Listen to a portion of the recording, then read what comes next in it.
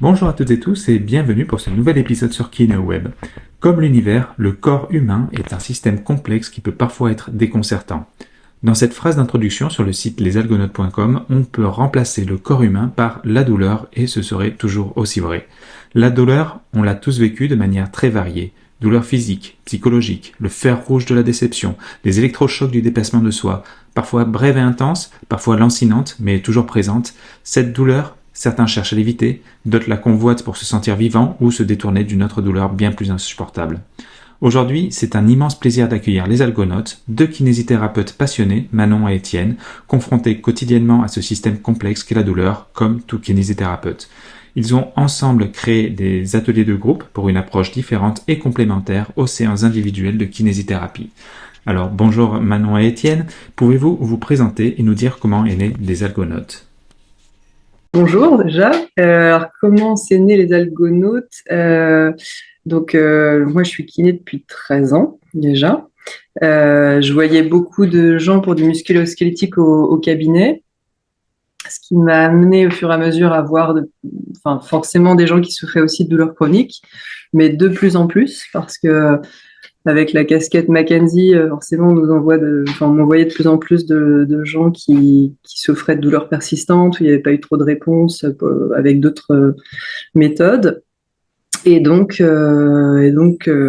commencé à me former de plus en plus sur le sujet. Et puis, ça m'a passionnée, tant d'un point de vue pro que perso déjà. C'est là que j'ai rencontré Étienne aussi, et qu'on a aussi rencontré des gens qui avaient déjà fait ça, qui avaient déjà expérimenté le fait de faire ça en groupe. Et c'est là qu'on s'est dit, c'est quand même intéressant, en plus de l'utiliser en individuel, de pouvoir le mettre en place en groupe. Voilà. Je m'appelle Étienne, ça fait 7 ans que j'exerce la kiné. J'ai beaucoup exercé d'un point de vue musculo-squelettique aussi au début, avec un grand versant mécanique où j'étais plutôt formé en thérapie manuelle. Je me suis rendu compte plusieurs fois en fait, où avec certains patients où j'avais beau faire ce que je pouvais et ce que je voulais, j'avais aucun résultat, j'arrivais pas à avancer. C'est là que j'ai découvert en fait vraiment ce que c'était que la douleur persistante. Et en fait, je me suis rendu compte au fur et à mesure que simplement en discutant avec eux ou voilà, en les amenant à modifier des choses dans leur quotidien, on pouvait éventuellement avancer sur leur bien-être. Et puis voilà, de fil en aiguille, j'ai vu qu'il y avait des formations sur le sujet, je me suis formé, j'ai rencontré Manon et puis, et puis comme ça, on a décidé, oui, il y a un peu plus d'un an maintenant de créer ça. Donc les algonautes pour essayer de sortir un peu des cabinets et puis de faire une pratique de la kiné en tout cas pour nous un peu différente et puis proposer ce service-là aux patients. Le but étant de faire un collectif et vraiment avoir des échanges bienveillants entre nous pour justement essayer de progresser et comprendre le système de la douleur. D'accord, donc c'est vraiment né d'un constat en cabinet et de rencontres aussi qui vous ont donné cette envie de faire ça aussi en groupe sous forme d'atelier. D'accord, très bien. Alors c'est vrai que certains voient la douleur comme quelque chose à éviter à tout prix, d'autres comme une montagne qui les écrase, d'autres encore comme un moyen de s'endurcir. Comment vous voyez la douleur? Je commence. Vas-y. Alors ça, je t'en ai pas parlé juste avant, mais moi, j'ai aussi souffert de douleurs chroniques, notamment pendant mes années de kiné, d'études de kiné. Je pense que ça contribuait aussi au côté nocebo parce que j'avais pas trop de réponses, voilà. Entretenir le truc en tout cas. Et donc longtemps, la douleur, ça a été un truc un peu inéluctable quoi pour moi. C'était plutôt la montagne.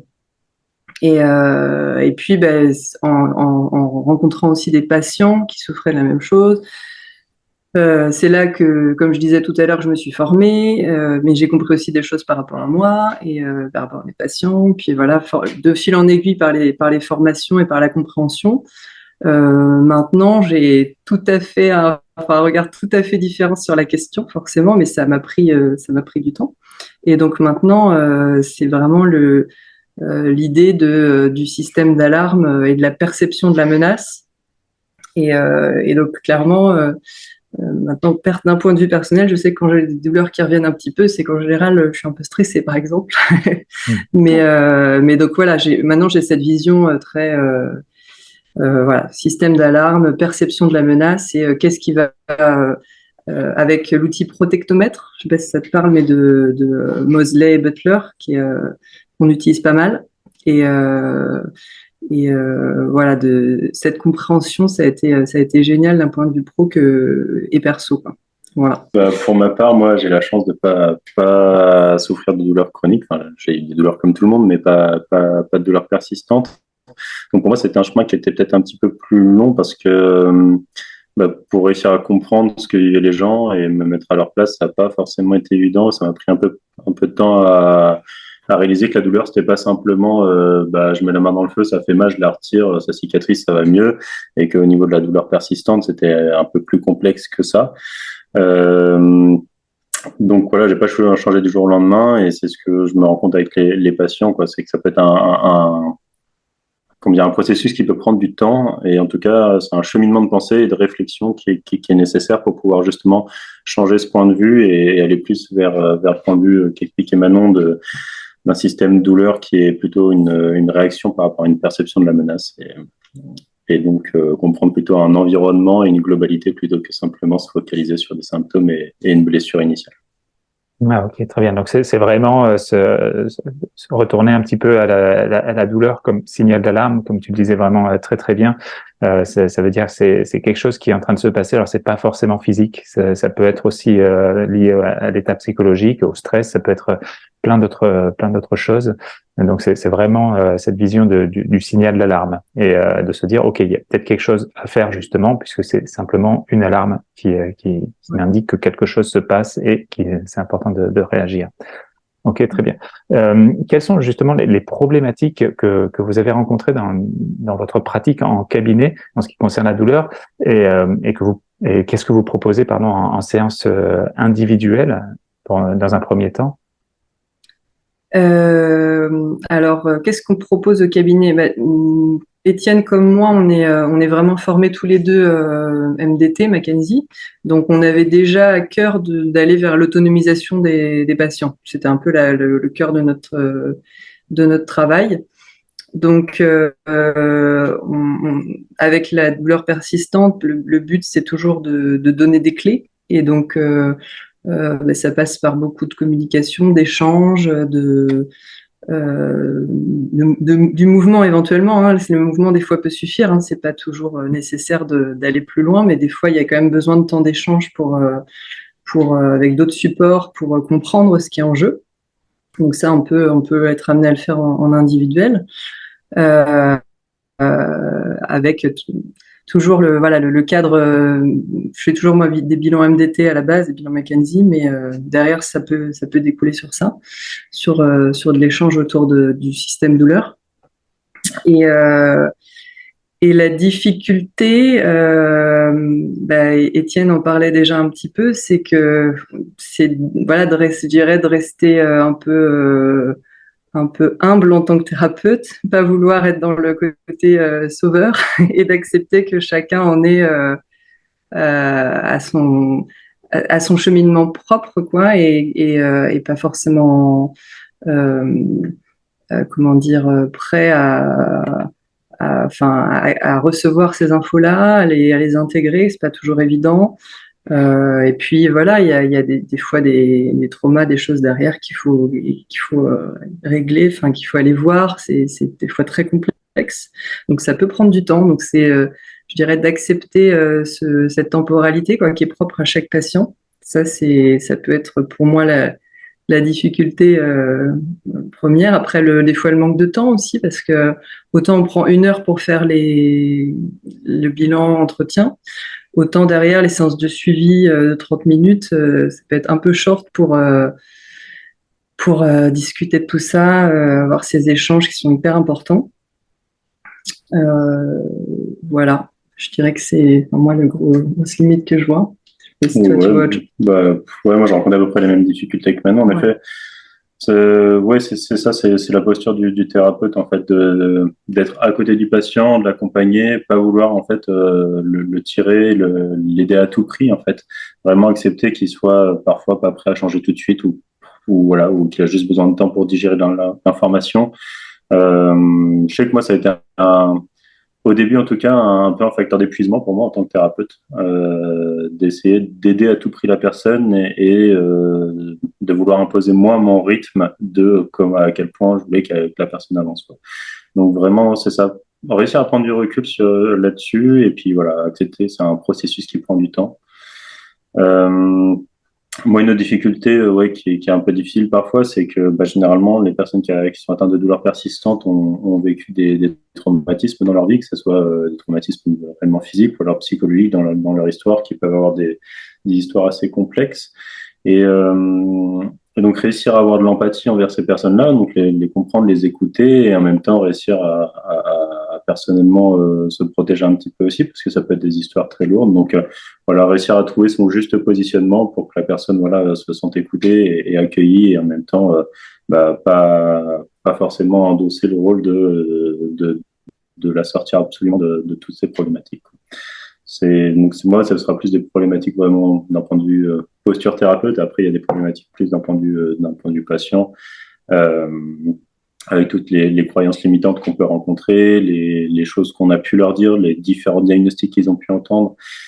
Généralement, on parle toujours ils ont vu 50 thérapeutes, ils ont eu 50 diagnostics différents. Donc, comment être le 51e thérapeute qui ne leur pose pas de diagnostic et qui leur dit juste on va essayer de faire du mieux qu'on peut.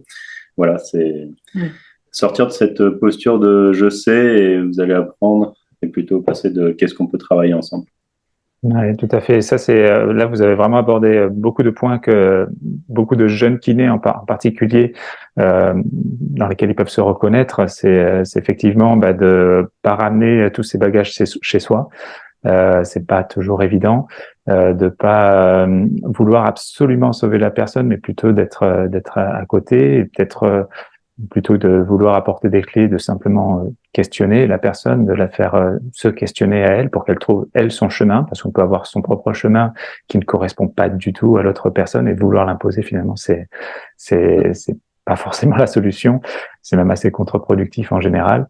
Mais ouais, c'est tout à fait des choses qui touchent les kinés tout au long de leur carrière, mais qui vont vraiment beaucoup parler, je pense, aux jeunes kinés, de ces problématiques qu'on peut rencontrer en cabinet. Par rapport à toute cette partie-là, donc vous avez créé les Algonautes, les ateliers de groupe. C'est une activité hors convention, c'est quelque chose de complètement différent. On est un peu dans un entre-deux. À la base, ça devait être complètement déconventionné parce qu'on trouvait ça trop complexe de rentrer justement dans le système. Et finalement, en discutant avec des médecins, avec l'ARS, on est en cours pour être conventionné avec l'ARS. Là, du coup, ça devrait se faire début d'année prochaine. D'accord, Voilà. très bien. Comme ça, les gens pourraient être pris en charge directement par l'ARS, quoi, ne débourserait rien.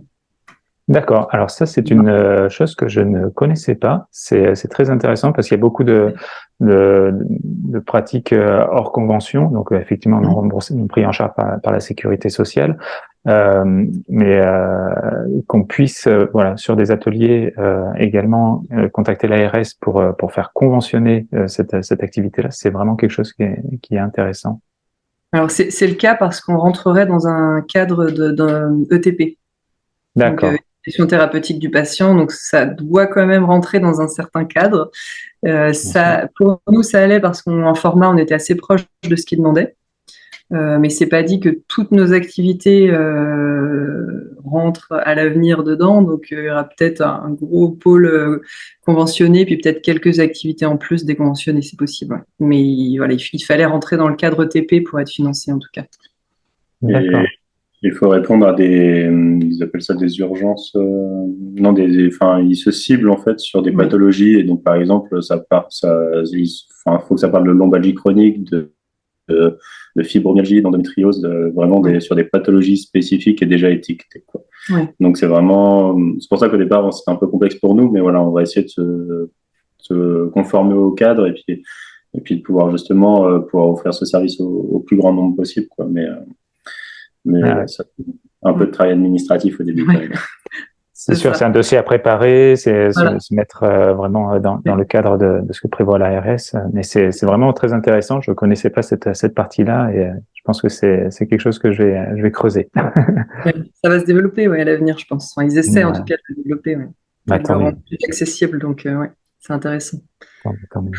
Et par rapport aux ateliers, justement, qu'est-ce que ça apporte le fait que ce soit des ateliers collectifs? Qu'est-ce que ça apporte par rapport aux séances individuelles dans la gestion de la douleur? Alors, on va parler côté patient, mais de votre côté aussi, qu'est-ce que ça vous apporte également? Côté patient, vraiment, je trouve la puissance du collectif, qui est géniale par rapport à la compréhension de soi et par rapport aux histoires des autres aussi, mais la compréhension de l'autre aussi, mine de rien. Voilà. Après, d'un point de vue patient, il y a le fait de ne pas se sentir seul aussi. Ouais. Dans toutes les séances individuelles que j'ai pu voir, ou faire, les personnes en fait se sentaient vraiment incomprises de leur entourage, parce qu'en fait, on sait que la douleur c'est résistant au langage. Et donc du coup, en fait, on n'est jamais mieux compris que par des personnes qui peuvent vivre des situations similaires, quoi, avec notamment toutes le non-dit en fait. Quand quelqu'un va dire une phrase, il y a tout ce qui est derrière, en fait, qu'il ne dit pas, et qu'en fait, il y a que quand on vit la même situation qu'on peut le comprendre. Et donc, en fait, nous, c'est aussi un peu le but, c'est qu'ils se sentent un peu moins seuls et qu'ils permettent juste, échanger et savoir que, il y a des solutions, quoi. Et puis prendre le temps d'aller plus loin, parce que, en individuel, comme je disais, on a, 30 minutes, on n'a pas forcément autant d'espace, d'outils. Enfin, là, on a tout ce qu'il faut pour vraiment aller plus loin dans ce qu'on propose déjà un petit peu en individuel de commencer à aborder. Et même en termes d'espace, là, on fait de la méditation, on fait des choses en groupe, on fait des choses qu'on ne pourrait pas mettre en place en séance classique, quoi. On va plus loin, D'accord. Vraiment, notre but, c'est d'expérimenter, quoi. D'être dans l'expérientiel C'est ça. D'être dans l'expérientiel et vraiment, plus du tout être dans un cadre thérapeute-patient face à face et on discute, en fait. C'est vraiment plus, on construit quelque chose en groupe, quoi. Donc, c'est une approche totalement différente. Du cadre médical habituel, quoi. Et ça fait du bien justement de sortir du cadre médical. Enfin, nous, c'était un peu notre but de se dire voilà, ces personnes-là, potentiellement, elles passent beaucoup de temps dans le système médical.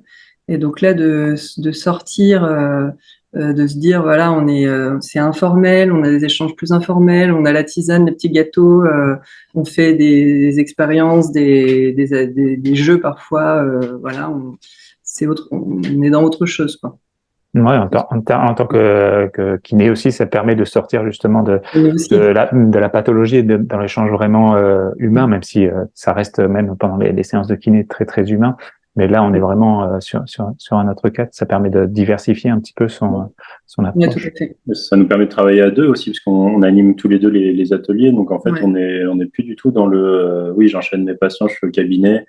Et même s'il y a des cabinets de groupe où on échange entre des patients et tout ça, là l'idée c'est vraiment c'est changer totalement notre façon de travailler, quoi, aussi. Donc, et se mettre dans le rôle plus de l'animateur que du thérapeute, du coup. Là, en effet, on anime ce qui se joue, la dynamique de groupe et avec forcément des outils qu'on propose, des choses qu'on propose pour créer cet échange ou cette compréhension, mais on sort un peu plus de la casquette de thérapeute, en effet. Ça permet aussi de reprendre aux patients de reprendre leur autonomie, peut-être en proposant des choses beaucoup plus avec cette synergie de groupe. En plus, c'est très intéressant. Oui, c'est sûr. Voilà. Ok, très bien. Et par rapport au futur de la kinésithérapie, comment est-ce que vous voyez ça, vous, de votre côté? Est-ce que vous voyez de plus en plus de cabinets qui vont proposer des ateliers ou des accompagnements un petit peu plus poussés, ou plutôt de façon peut-être au contraire de rester plus sur la pratique en cabinet? Oui. Je pense que là, il y a un peu ce qu'on espère et ce qui va réellement se passer. Donc, mais La tendance, oui, ce qu'on voit un peu autour de nous quand même, enfin la tendance, ça existe en ce moment là, tout ce qui est maison de santé, CPTS, ces fameux groupes ETP là que nous on veut monter. Donc clairement, ça va vers plus de transversalité, vers du pluripro. On échange, donc c'est hyper intéressant. On va vers plus d'autonomie du patient là dont tu parlais justement. Donc ça, c'est vraiment ce qu'on espère qui va se développer, ce qui commence à émerger, mais moi j'aimerais qu'on tende vers ça clairement. Je ne sais pas si ce sera le cas et si ça sera global, mais voilà. Et après, j'imagine qu'il y a quand même une partie qui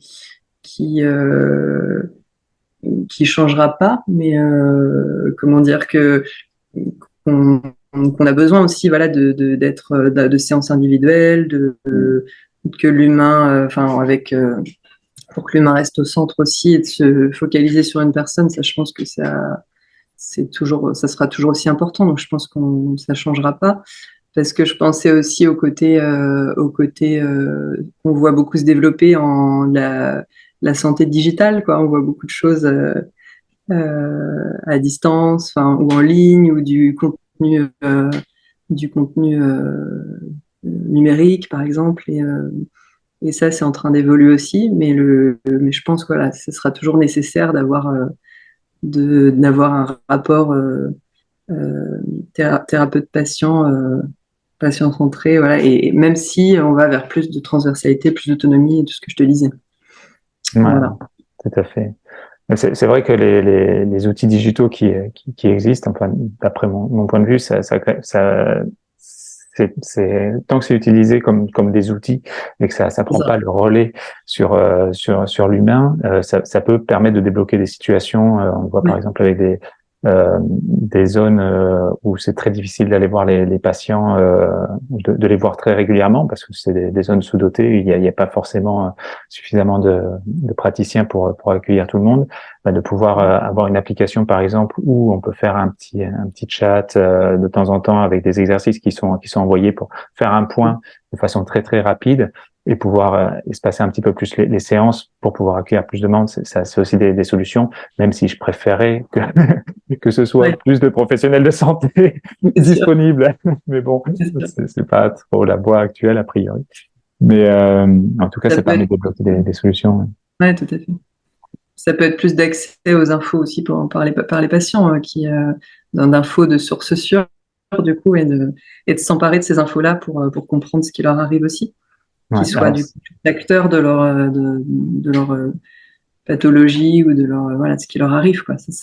Ça peut être super utile, ça on le voit beaucoup. Enfin, il y a des comptes Instagram par exemple qui se développent sur certaines pathologies et c'est quand c'est sourcé, enfin et que c'est bien fait, c'est génial, quoi. C'est hyper intéressant pour les Tout à fait. Alors ça, c'est quelque chose sur lequel je travaille depuis 7 ans maintenant. C'est vrai qu'avec les sites internet, c'est de pouvoir offrir des informations de qualité, sourcées, de vraiment travailler sur la communication, des spécificités des kinés. Donc pour vous, ce serait par exemple sur la douleur. Pour d'autres, c'est le vestibulaire. Ou enfin bref, il y a tellement de choses sur lesquelles parler, et chaque kiné a sa préférence aussi enfin il y en a qui assurent une activité globale et c'est très bien aussi, hein. Mais il y en a beaucoup qui ont des spécificités, et de pouvoir vraiment parler de ça et cibler ces personnes-là, je trouve ça très intéressant, et de le faire aussi de façon intelligente, en se préservant, en respectant la déontologie. C'est possible, et je trouve qu'il y a vraiment une très belle dynamique là depuis après le confinement, en fait, où il y a beaucoup de comptes qui se sont créés effectivement. Maintenant, ça manque un petit peu de structure, donc j'essaie vraiment maintenant de partir sur cette structure là. Mais oui, tout à fait. Ouais. Je suis vraiment ravi de voir les kinés se positionner comme communicants face à d'autres communicants qui sont pas forcément des professionnels de santé, qui sont pas forcément aussi bien sourcés que peuvent l'être les kinés, qui se forment en permanence, qui savent lire des études scientifiques, apprendre avec des pincettes, enfin bref, et tout ce travail-là. Et je pense que c'est vraiment, d'ailleurs, l'ordre des kinés se met aussi à la page de ça en mettant au centre l'importance de communiquer pour les kinésithérapeutes, ce qui n'était pas le cas jusqu'à il y a quelques années, où c'était non, pas de site internet, finalement oui, des sites internet, mais Ah oui, c'est sûr. Maintenant c'est oui, ok. Ouais. C'est important que la profession soit reconnue, que on ait un poids face à d'autres pratiques qui sont pas forcément louables, et d'avoir des informations de qualité, carrément. C'est hyper important. Ouais. Très bien. Est-ce que vous aviez un petit mot à rajouter par rapport aux algonautes, peut-être comment vous trouvez, ou peut-être d'autres choses pour inviter les kinés à explorer cette partie-là de la douleur aussi? Déjà, on commence à être présent sur les réseaux, justement, comme on discutait. Ouais. Notre but est simplement, oui, c'est ça, communiquer et en fait, on espère un peu au fond de nous que, en fait, les patients souffrant de douleurs persistantes sont souvent dans un peu une errance médicale et mettent parfois plusieurs années avant de pouvoir avoir en fait une réponse ou simplement des soins adaptés. Donc, on espère un peu que voilà, en communiquant dessus, peut-être que quelqu'un tombera sur notre compte un jour et puis se dira tiens, peut-être que ça pourrait m'aider. C'est vraiment un peu l'objectif de base. Et aussi, ce qu'on a un petit peu commencé à faire à Nantes, mais le côté réseau qu'on trouve génial, parce que nous, on va faire nos petits ateliers, mais du coup, derrière, on a commencé à rencontrer des gens pour éventuellement orienter selon les envies, les besoins de chacun vers certaines activités, par exemple, ou d'autres thérapeutes éventuellement, selon chacun. Et de pouvoir discuter de tout ça, c'est toujours hyper intéressant. Donc, moi, je dirais, n'hésitez pas à nous contacter pour discuter du projet et voir ce qu'on peut faire ensemble aussi, quoi. Ça, c'est top. C'est super. Merci beaucoup pour tout ce partage. C'est vraiment un très beau petit bébé que vous êtes en train de lancer avec les algonautes et avec sur Instagram. J'ai vu que vous étiez. Est-ce que vous êtes sur d'autres réseaux? LinkedIn. Sur LinkedIn. LinkedIn également. C'est déjà pas mal. C'est déjà bien. Très, très bien. Super. Merci beaucoup pour toutes ces informations. Merci à toi. Oui, merci à toi. Eh bien, merci d'avoir suivi cette vidéo jusqu'au bout. C'était encore une fois un immense plaisir de faire cette interview. Je te laisse aimer, partager, commenter et bien sûr t'abonner. Et surtout, n'oublie pas, ensemble, valorisons votre expertise.